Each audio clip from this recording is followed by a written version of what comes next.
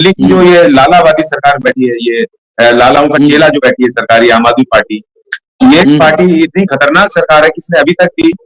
जो SC ST के वर्गीकरण के ऊपर अभी तक सुप्रीम कोर्ट के आदेश के ऊपर कोई एक स्टेटमेंट इनका नहीं है। उत्तर प्रदेश सरकार कुछ ड्राफ्ट बना रही है और जल्दी हो सकता है खुलासा हो जाए, पब्लिकली हो जाए।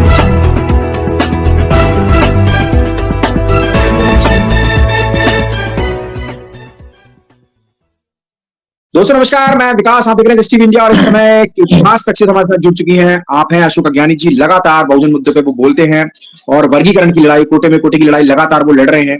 और हरियाणा, उत्तर प्रदेश, मध्य प्रदेश, राजस्थान, महाराष्ट्र और अभी हाल ही में पालघर का भी दौरा किया है अशोक अज्ञानी जी ने। लगातार वहां के आदिवासियों की भी आवाज उठाते रहते हैं। अज्ञानी जी क्या कहेंगे, हरियाणा में DSC लागू हो चुका है, अब आगे की लड़ाई क्या रहेगी? देखिए, बड़ी जीत है ये हमारी,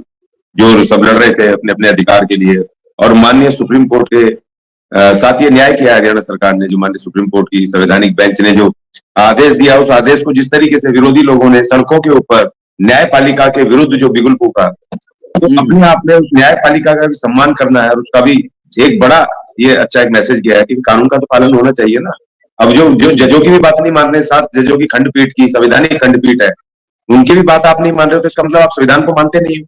आप इस देश की व्यवस्था को नहीं मानते हो।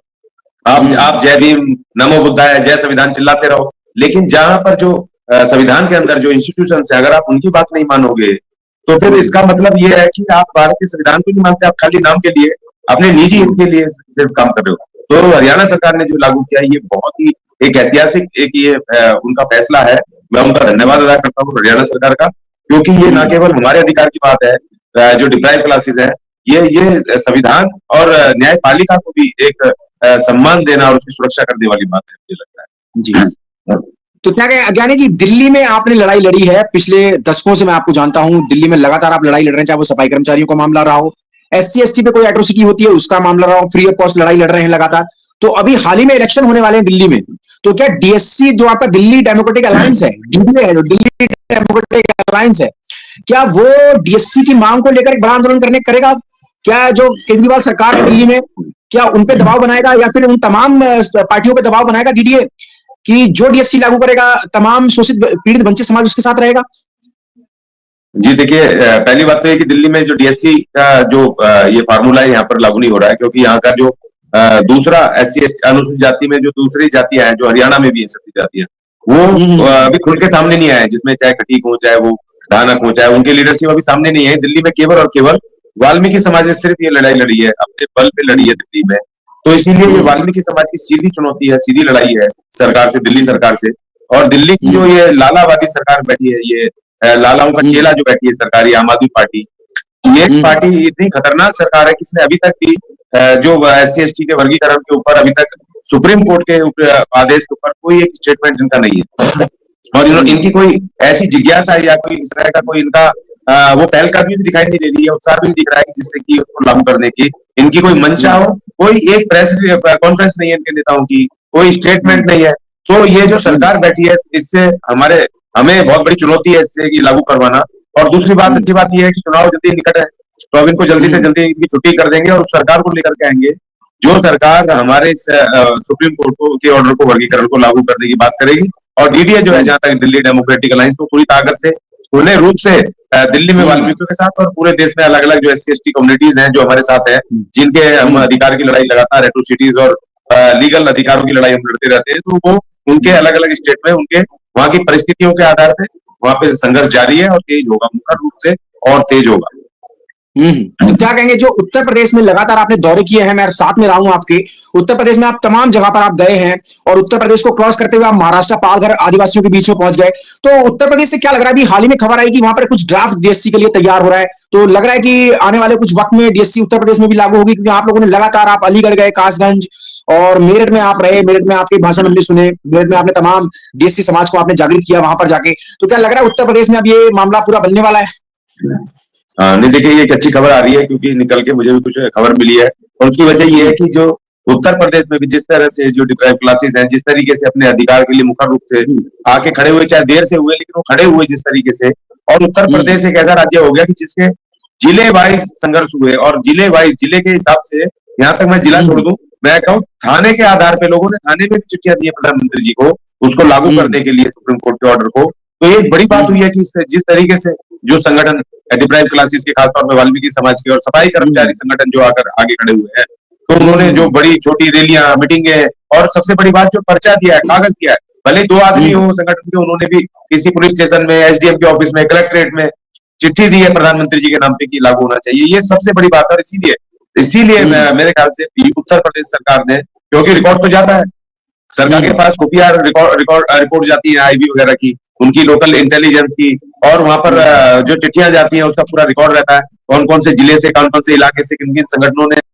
किन किन लोगों ने ये चिट्ठियां दी हैं किसके फेवर में। तो इसीलिए यूपी सरकार इसको मुखर रूप से तैयार है, और मेरे ख्याल से जल्दी 1-2 महीने में शायद लागू हो जाना चाहिए उत्तर प्रदेश में। जिस तरीके से उत्तर प्रदेश की सरकार सीरियस होकर के इसको लागू करने की बात कर रही है, और देखिए ये चुनौती भी है बीजेपी के सामने, अगर उत्तर प्रदेश में लागू हो जाता है, अगर उत्तर प्रदेश सरकार सुप्रीम कोर्ट के ऑर्डर को जल्दी से लागू कर देती है, तो इसका लाभ उनको जो आने वाले उसमें अगले साल में 2025 में 4 राज्यों का, 5 राज्यों का चुनाव हो रहा है, तो वो बड़ी कामयाबी उत्तर बीजेपी को प्राप्त हो सकती है अगर उत्तर प्रदेश में वो लागू कर दें। खबरें ऐसी है जैसे आपके माध्यम से, दूसरे माध्यम से, कि भाई उत्तर प्रदेश सरकार कुछ ड्राफ्ट बना रही है और जल्दी हो सकता है खुलासा हो जाए, पब्लिकली हो जाए। अज्ञानी जी, एक सवाल बड़ा ये भी खड़ा होता है कि 34-35 जातियां थी हरियाणा में डीएससी की, और उत्तर प्रदेश में देखें तो बिल्कुल मामला उलट है। उत्तर प्रदेश में 59 जातियां हैं,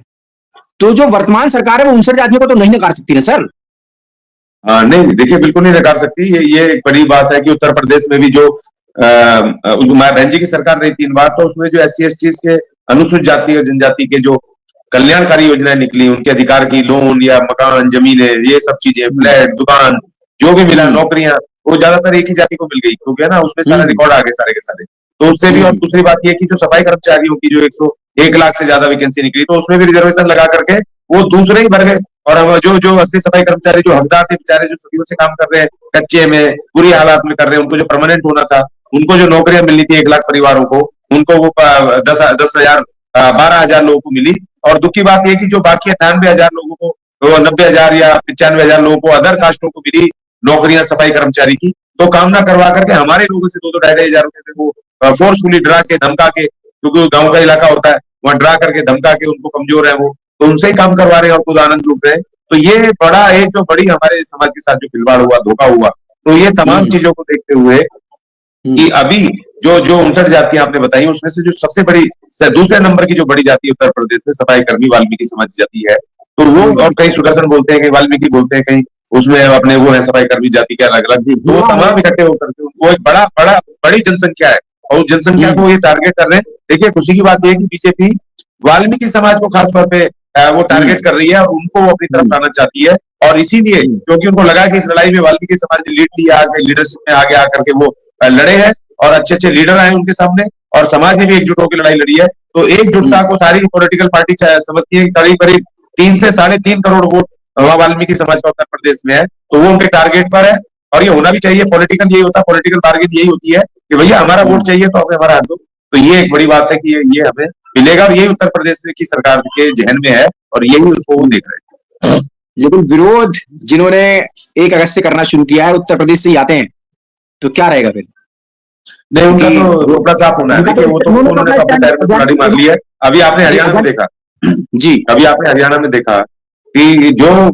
एक जाट पार्टी भी थी, क्या नाम है, इनेलो, बीएसपी के साथ, उसका भी बेचारे का बेड़ा गर्क कर दिया इनका लोगों ने। इनके साथ गठबंधन जिसका भी हुआ उनका भी बंटाधार कर दिया। चंद्रशेखर रावण का वो हरियाणा विकास पार्टी के साथ था, उनका भी बेड़ा गर्क कर दिया। 8वें नंबर पे, 7वें नंबर पे बताओ पूर्व डिप्टी सीएम रहा। तो ये जो भी अब इनके साथ जाएगा, इन पार्टियों के साथ गठबंधन करेगा, उसको भी जनता पूरी तरह परास्त करेगी। कोई भी पॉलिटिकल पार्टी बीएसपी और आजाद समाज पार्टी के साथ खड़ा होगा, उनका पूरी तरीके से सूखा साफ होना। भी आपने देखा था कि जंतर मंतर पे 15-20 दिन पहले एक वो मुस्लिमों का बड़ा कार्यक्रम हो रहा था अपने प्रधानमंत्री को चिट्ठी देने के लिए, और वहां चंद्रशेखर रावण को वहां धक्के देकर के भगाया। वहां से मुस्लिमों ने कहा भाई तो हमारा नेता नहीं भाग यहाँ से, तो इतना अपमान करके वहां से भगाया। तो मुस्लिमों को भी समझ आ गया कि ये जब अपने भाइयों के नहीं है तो ये हमारे क्या होंगे। हमेशा यूज किया है मुस्लिमों को भी इन्होंने, तो इसीलिए उन्होंने भी इनको बीएसपी एसपी को उन्होंने रिजेक्ट कर दिया। और इस बार तो उत्तर प्रदेश में बीएसपी को कुछ वोट भी मिला भी है, लेकिन अब जो आने वाला विधानसभा होगा 2027 में, उसमें तो बिल्कुल पूरी तरीके से ये 0/0 और जमानतें जब्त होंगी इनकी पूरी तरीके से, क्योंकि उन्होंने जिस तरीके से डीएससी समाज के, खासतौर पर वाल्मीकि समाज के पीठ में छुरा घोंपा है, उनके साथ ये उन्होंने विरुद्ध ये कैंपेन चलाया 1 अगस्त से सुप्रीम कोर्ट के ऑर्डर के विरुद्ध, और तो ये भूलने वाला कभी नहीं है। और ये जो लोग हैं 59 जातियां हैं जो डिप्राइव है, कमजोर है, जिनको आज तक ये भी नहीं पता बहुत लोगों को रिजर्वेशन होता क्या है, अब उनको उनके बच्चे जब जाएंगे पढ़ेंगे, अच्छे अच्छे स्कूलों में पढ़ेंगे, यूनिवर्सिटियों में पढ़ेंगे, वो भी आईएएस बनेंगे, आईपीएस बनेंगे, वो भी सरकारी नौकरियों में जाएंगे, उनको भी ठेके मिलेंगे, उनको भी वहां पर लोन मिलेगा, जमीनें मिलेंगी, मकान मिलेंगे, खेती की जमीन मिलेगी, तो उससे एक खुशहाली आएगी और तमाम SC ST के वर्ग ऊपर आएंगे और वो अपनी राजनीति को अब समझेंगे कि जो पार्टी उनके साथ खड़ी है उनके अधिकार देगी, उन्हीं को करेंगे। तो अज्ञानी जी, चलते चलते मेरा लास्ट सवाल आपसे रहेगा, डीडीए का क्या प्लान है, एक्शन प्लान क्या है, क्योंकि वर्तमान में केजरीवाल जी की सरकार है दिल्ली में, तो दिल्ली डेमोक्रेटिक अलायंस चुनाव से पहले क्या करने वाली है दिल्ली में? क्योंकि लगातार आप विरोध करते आए हैं और सरकारों से आपने फैसले भी मनवाए हैं। जी जी जी, नहीं देखिए, लड़ेंगे तो फैसले भी माने जाएंगे। अभी तो देखिए मेन बात है, हमारा सबसे मेरा जो सामने चुनौती है, सबसे बड़ी बात है कि जो लाला सरकार है, ये बेईमान सरकार जो है केजरीवाल, इसको उखाड़ के फेंकना है, क्योंकि इसने अभी भी सफाई कर्मचारियों के साथ धोखा किया है। इसने खाली डीएससी के उसमें नहीं, हमारे सफाई कर्मचारियों को इतना शोषण किया है। अभी भी नारायणा डिपो में सफाई कर्मचारी वहां बैठे धरने पे और ठेकेदारों से ये मिले हुए हैं, पैसे खा रहे हैं, और ये जो ठेका सफाई कर्मचारी है, कच्चे हैं, उनकी तरफ कोई ध्यान नहीं है इनका। अभी इन्होंने एक तनख्वाह दे दी है परमानेंट लोगों को, सफाई कर्मचारियों को, उससे दिवाली से पहले तो प्रॉपर प्रेस कॉन्फ्रेंस करके ऐसे बता रहे जैसे पता नहीं क्या तीर मार के दे दिए। हमारा कमाया हुआ वेतन हमें दे दिया दिवाली से 2 दिन पहले, तो तुमने क्या तीर मार दिया? भाई पक्के करो, या उन लालाओं को बोलो कि इनका अधिकार दो। वो बेचारे बैठे सफाई कर्मचारी की सिर्फ इसलिए कि हमारा कानून लागू कर दो, हमारा फंड दे दो, हमारा बोनस दे दो, हमारा अपॉइंटमेंट लेटर दे दो, हमें इज्जत दे दो। सिर्फ कानूनी अधिकारों के लिए बैठे और लाला ने निकाल के बाहर कर दिया ठेकेदार ने। और ये मैं एमसीडी का उसको मेयर को भी और सीएम को भी और कमिश्नर को भी सबको लिख के मैं इनको रोज ट्विटर पे डाल रहा हूँ, मेल डाल रहा हूँ, लेकिन उनके कान पे जू नहीं चल रही है, क्योंकि ये पैसे खाते हैं उनसे, वो इनको फंड करते हैं, पार्टियों को इनको पैसा देते हैं। तो सबसे बड़ी चुनौती मेरे सामने तो खासतौर पर डीडीए जो हमारा दिल्ली डेमोक्रेटिक अलायंस है, सबसे बड़ी चुनौती है कि इसको केजरीवाल को दिल्ली से उखाड़ के फेंकना, और जब तक मैं इसको उखाड़ के नहीं फेंकूंगा मैं चैन से नहीं बैठूंगा। ये मेरा पहला ये है, क्योंकि इसने मेरे सफाई कर्मचारियों के साथ बहुत धोखा किया है, बड़ा धोखा किया है, और मैंने समय समय पे चिट्ठियां भी दी है। तो इस सरकार को उखाड़ना है, और हम उसको मदद कर सकते हैं कि जो इसको उखाड़ने की स्थिति में होगा, तो जिस तरह हमने हरियाणा में कांग्रेस को और इन सबको रोका, उसी तरीके से दिल्ली में भी हम ऐसा फैसला लेंगे कि इस लाला सरकार को उखाड़ के फेंकेंगे, और कांग्रेस तो जीरो है, उसको तो सवाल ही पैदा नहीं। प्लान का पैसा, अज्ञानी जी आप तो इन तमाम चीजों पर नजर बनाए रखते हैं, तमाम दर्शकों को बताएं SC ST सब प्लान का पैसा कहां गया? देखिए, सबसे आपने अच्छा सवाल पूछा है। इन्होंने 2021-22 से इन्होंने ये केजरीवाल सरकार देश की ऐसी पहली सरकार हो गई जिसने हमारा SC ST जो सब प्लान का पैसा अलग से आता था, अलग हेड में आता था, और आज भी आता अलग राज्यों में, केंद्र सरकार भी अलग हेड में देती है। इन्होंने उस हेड को चेंज कर दिया, सोशल जो वो है जिसमें विकलांग और जिसमें वो बुजुर्ग और जिसमें महिलाएं, उसी में हमारा हेड वो चेंज कर दिया, उसमें डाल दिया, जो कि अनकॉन्स्टिट्यूशनल है। इन्होंने जो एनुअल बजट आता दिल्ली सरकार का, उसमें हमारा इन्होंने सब प्लान का पैसा खत्म कर दिया। और दूसरी बात यह कि जो दिल्ली ये जो एंटरप्रेन्योरियल जो कॉलेज, स्किल डेवलपमेंट कॉलेज है, ये दिल्ली सरकार के, इसने दिल्ली 2020 में 21 में चालू हुआ था। इसमें SC ST के बच्चों का, अनुसूचित के बच्चों का, इसने जो रिजर्वेशन खत्म कर दिया। केजरीवाल देश का पहला आदमी हो गया जिसने की SC का सीधा रिजर्वेशन एजुकेशन में खत्म किया है। और दूसरी बात ये,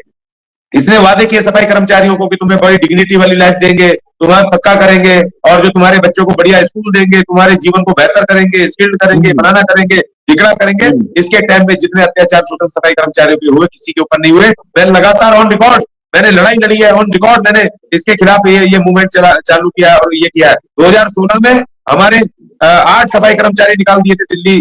उसमें दिल्ली विश्वविद्यालय से सुलभ इंटरनेशनल ने, और दिल्ली सरकार ने उस समय कुछ नहीं किया। अभी हमने केस जीता, और अभी कल से वो 1 नवंबर से कोर्ट के ऑर्डर से मैंने दिल्ली विश्वविद्यालय में वापस सफाई कर्मचारियों को नौकरी पे रखवाया है। तो इस तरह के ये दिल्ली सरकार, ये जो लाला सरकार है, बेईमान है, भ्रष्ट है, और ये सफाई कर्मचारियों के विरुद्ध है। और जो सफाई कर्मचारियों के विरुद्ध होगा, उनके विरुद्ध मैं सबसे पहला आदमी सबसे पहले खड़ा होऊंगा, और होता हूं मैं, क्योंकि मेरे सफाई कर्मचारियों को जब तक न्याय नहीं मिलेगा, मैं किसी भी हालत में किसी पॉलिटिकल पार्टी को चैन से रहने नहीं दूंगा। तो दोस्तों, अशोक अज्ञानी जी हमारे साथ लगातार आपने बातें सुनी है, डीडीए के माध्यम से लगातार वो दिल्ली में अपनी लड़ाई लड़ते रहे हैं, और पूरे देश में वो लगातार शोषित पीड़ित वंचितों की आवाज को उठाते हैं, चाहे वो महाराष्ट्र में पाल घर में उनका काम करने का तरीका हो, चाहे वो मध्य प्रदेश में हो, उत्तर प्रदेश में हो, राजस्थान में हो, हरियाणा में जो अभी डीएससी लागू है उसमें उन्होंने बहुत जबरदस्त काम किया है।